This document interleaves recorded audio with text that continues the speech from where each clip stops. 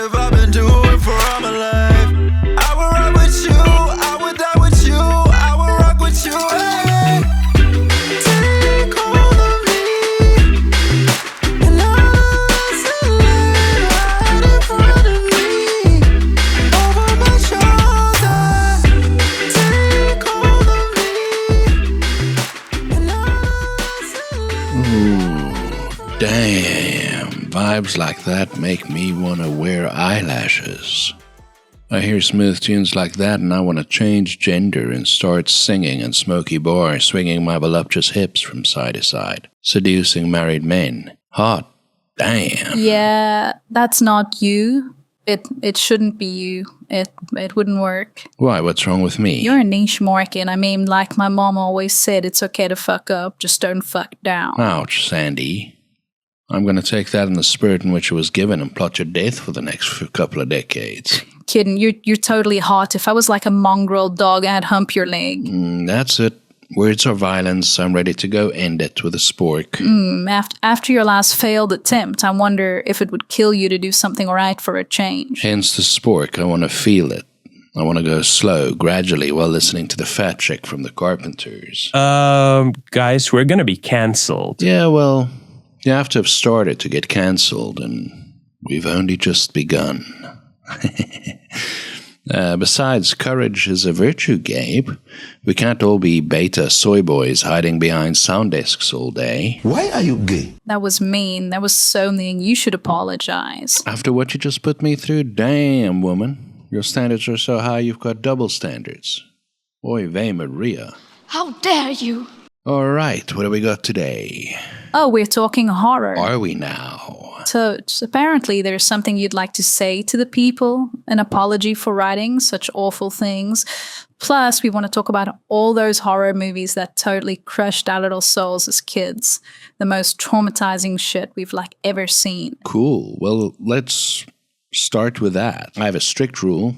Never apologize first. And also, if you can, blame someone else. Kind of like people blame society, heavy metal, horror movies, video games, and Dungeons and Dragons when their precious little sociopath goes on a rampage and takes out a city block worth of offspring or something.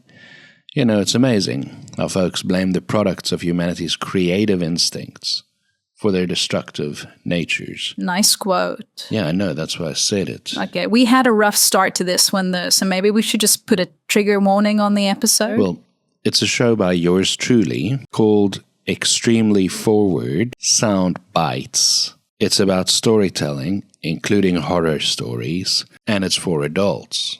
I mean, there's no way in hell I bend the knee to a philosophy that implies it is every normal person's responsibility to coddle the hypersensitivities of people who pretend to be extremely fragile. How do you know they're pretending? Well, because they're listening to shows on the internet. I mean, with all the potential dangers lurking out there in the cybersphere, not to mention the real world, if folks are that fragile, they have no business engaging with objective reality. I mean, I get that some people have experienced a lot of trauma and may suffer from conditions and things like that. Fine, you know, I'm as empathetic as the next guy, nothing but sympathy and care from me. But if your personal and your specific situation is that bad, then honestly, the onus is on you to take care of yourself and prevent yourself from getting injured by, physics and the alphabet. Either you or your court-mandated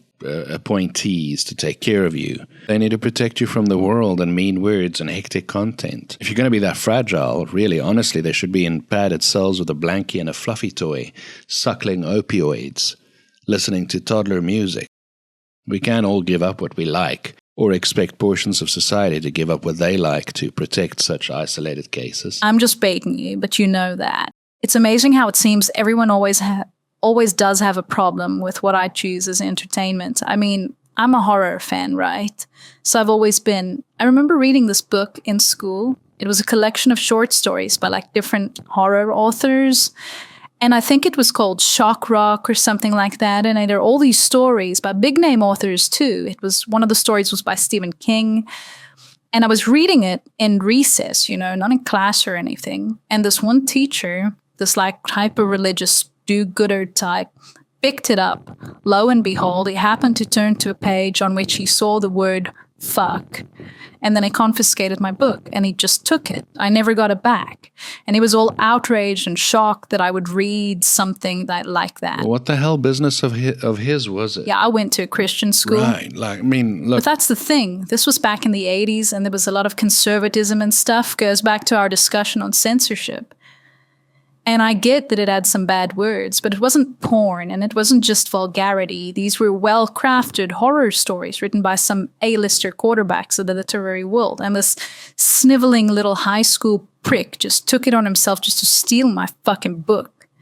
And I survived all that. I lived through that, and I finally escaped into this big secular world. And now the people on the exact polar opposite side want to take my books as well, and this time because their emotional wreck of a loser bitch cousin can't handle it. I get it, not everything is for everyone.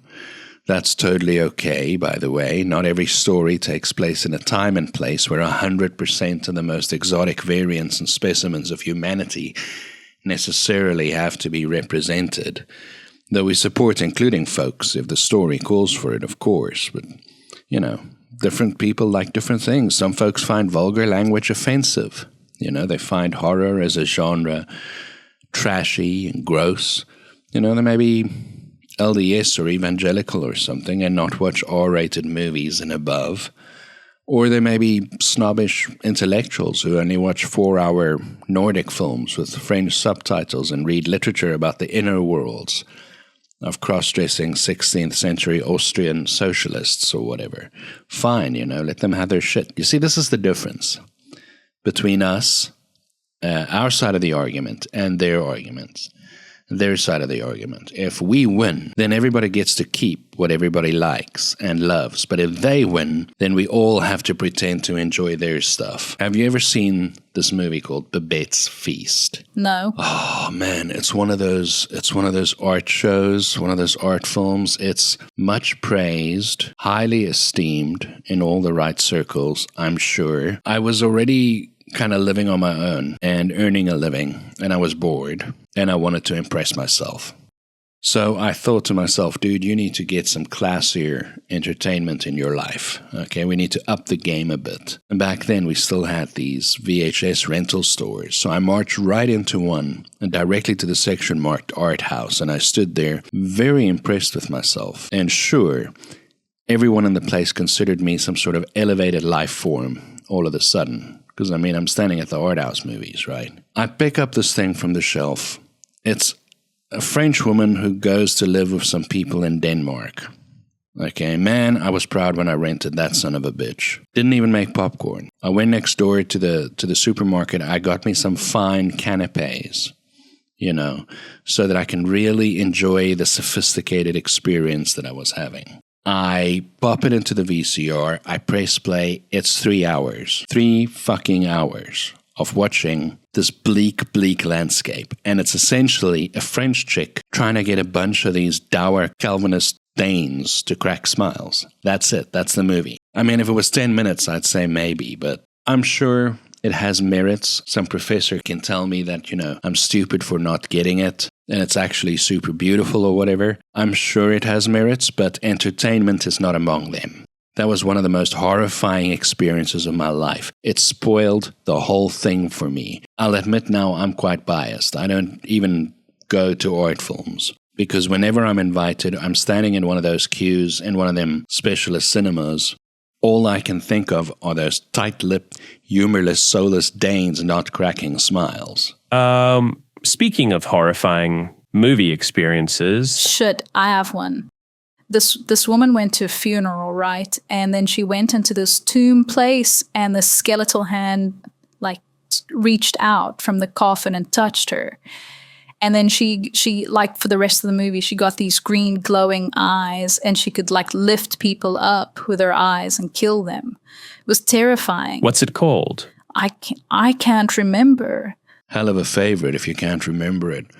I know it. It's called Mausoleum. It was made in either 1982 or 1983. And I remember it was the chick with the green eyes, and there was a lot of impaling, and there was a car that exploded, and the one guy was bloody in the bathtub where she killed him. That's the one. That's it. It was one of the flicks that was banned in the UK, or was on that stupid Video Nasties list that they had. I've seen a lot of other movies that were scarier, probably better too, but that one just stuck with me for some reason. Yeah, the ones that stick with you just kind of caught you on the right day, when you were particularly vulnerable.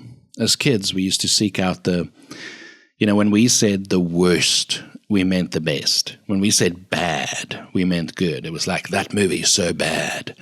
It's the worst horror movie ever. That was like the sign of approval from us when we said, oh, did you see Nightmare on Elm Street? It's so bad. That's how we would recommend it to each other. Nightmare on Elm Street. Yeah, the original was pretty good. They haven't done a good sequel. And all the remakes so far were shit. I think there's another one in the pipeline. Although, given the state of Hollywood, my hopes aren't too high for that one. Nightmare on Elm Street 2 is actually the funniest, most homoerotic thing I've ever seen. Honestly, how that thing got past the apartheid censors, God only knows. It gets weird, And even the original. It's a good film with some great bits. I remember the body bag being dragged kind of by itself through the hallway. That was beautiful. So well done. But it was a bit dreamy for me. Nightmare's whole spiel is that it crosses dreams with reality. And that's a bit, surreal. I get it, I enjoy it on its own terms, but I've always liked fiction that feels like non-fiction. Like what? Cujo or Misery. Those were kind of both awesome from a realism point of view. Gabe, what movie scarred you as a kid? A curse. I fucked with my head, man. It was like this asteroid thing that crashed into this farmland, and then it seeped this goose stuff into the water, and whatever drank or used the water got infested with maggots and turned into zombie thingies. It was so gross, I remember that. This one scene had this bull growing on the side of the cow, its skin was getting all like a hump. And then it kept growing and growing until it burst, and then all these worms or maggots oozed out of the wound. It was so gross. Will Wheaton was in that one. Yeah. Yeah, that was 1987, and that was made by David Keith, the actor. And it was based on an H.P. Lovecraft short. I remember that. That was gross. Yeah, that's interesting to me, how what freaked Sandy out was the psychic telekinesis stuff, like a family curse kind of plot, whereas with you, Gabe, it was some sort of space-borne meteor disease and a gross-out face that shows the versatility of horror. There are different kinds. There's the gross-out, the slasher, the ghost story, the eerie verge on paranormal, the unsettling, the psycho, freak-out, the body horror, the torture porn. Different folks have different buttons, and they're all pressed by different things, and it's fascinating. Hold up, before you start, you haven't told us yours. What was your trauma, Pete? Oh, man, Jaws. I know it's not as exotic as you would have hoped for, I'm sure, but that was the movie that messed me up for real. I mean, after I saw it, I was actually terrified of all liquids, so I didn't trust sitting on the toilet. I didn't want to drink anything. I didn't like being in the bath. I was just too young when I saw it, I think. And I was convinced that there were sharks in anything that was in a liquid form. So to this day, I still won't swim in the ocean or get in a pool alone. So I completely know it's a completely irrational fear. It's complete nonsense. But that doesn't matter. To this day, I have a full-on shark phobia. They should ban it. Or put a trigger warning on it. Yeah, or I could not have watched that at that age. Is there any horror you don't like? Am I a snob? I love stories and movies for the honest blue-collar reasons. People all over the world love stories. So I love the thrills. I love them for what they are, on their own terms. I suspend my disbelief. I go along for the ride, and horror has a very special place in my cold, dead heart. There was something super special about the subversiveness of it, that you had to sneak the VHS into the house and no one was allowed to know that you had it because you were watching it on the sly, on the down low, A whole bunch of kids together, the parents aren't home, you close all the curtains and you make it as dark as it can be, and we loved getting scared shitless, Consequences be damned. It was the best horror flicks are worth a couple of sleepless nights, couple of nightmares or lifelong emotional scars, I think. All the subgenres, like slashers or the supernatural or the gothic. I can enjoy The Woman in Black as much as I do Hostel or Misery or The Shining or The Curse or Visiting Hours or Child's Play. If it's a slasher you're watching, then watch it as a slasher. If you're looking at gory stuff, look at it gory stuff. You could do the smart and I'm so, educated kind of Alfred Hitchcock thing. You can go there. You can do that. But you can also enjoy the gross outs or the Texas Chainsaw Massacres, which incidentally is not nearly as gory as the title would suggest. A lot goes, and horror has a lot going for it. But having said that, I do notice increasingly that horror films devolve. It starts all spooky, and then at some point the villain stops being scary, and they become almost like a fantasy monster. Once the horror is revealed and the rules of the bad creature is explained, a lot of modern horror movies stop being horror movies and they become these fantasy films. The baddies become almost like Marvel villains in bad fear drag to be fought and defeated, as if they were just, bad guys in outfits. If you leave the theater feeling like you've just watched an action-packed tale of a group of teenage beast slayers having vanquished some mythical creature, then you didn't see a horror movie. You leave a horror movie theater and you're scared to walk home. That's the idea. You haven't done your impassioned placing yet, and we have to go. Okay, so we got to do a quickie, and here's what I'll say. Horror stories, like all stories, are symbolic. They represent a grand struggle. It's right versus wrong. It's good versus evil. And I can think of no other story where the line, the divide between good and evil is so clear and so stark as in horror.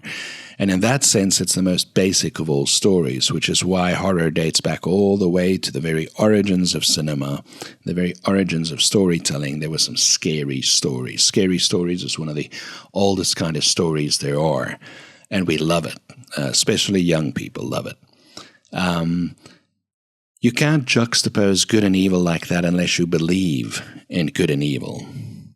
There's no morally dubious anti-heroes in horror. There's good guys and there's bad guys. It's very clear. So ultimately, it's a very moralistic way of viewing the world. If you have the good and you have the bad and they're so clear and so distinct. And that's why, at least partly, why they're such strong stories and they cause such visceral reactions, good and bad. We're going. Horror often leads the way. Respectable storytellers copy the tricks they saw pulled off by horror, and then they get praised for it as if they were the ones to invent it. We're going. I'm saying, don't you dare be ashamed. I'm saying go get something bad, something terrible. Go get the worst horror movie you can find. And I want you to go there and just watch it and feel something deep inside yourself, something real, something primal, something not to be fooled by the bright lights and the condescending rationalizations of your concerned parents. Go out there with some strength and some dignity in yourself and some bravery, and you go touch some raw nerves inside yourself. If there's another way to grow as a human being, I don't know what it is. And now, here's some music. And we're gone.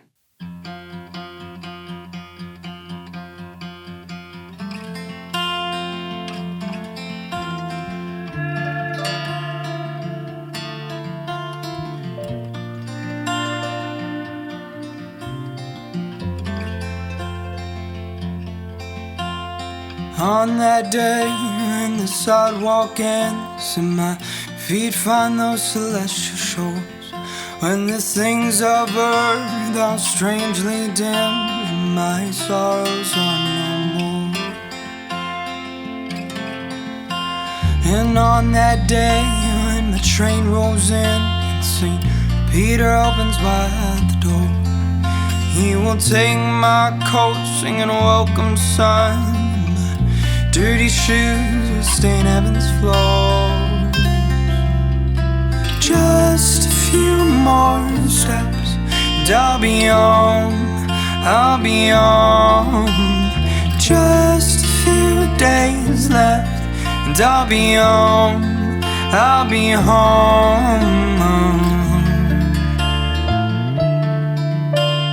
Just a few more steps. And on that day when the sparrows fly and the grain fields turn the streets of gold, I will see my maker face to face as I check in my load. Just a few more steps and I'll be home, I'll be home. Just a few days left and I'll be home, I'll be home. Just a few more steps. Oh, and I'll fly away, oh glory, I'll fly away. When I die, hallelujah, by and by, I'll fly away.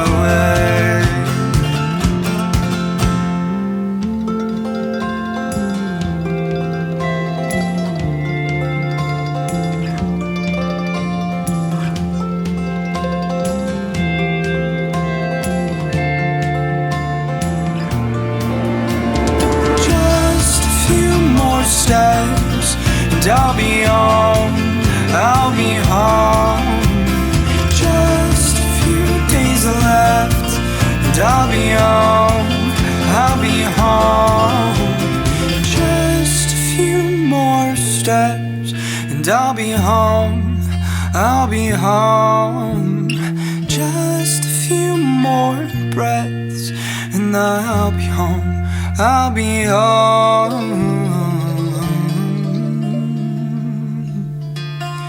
Just a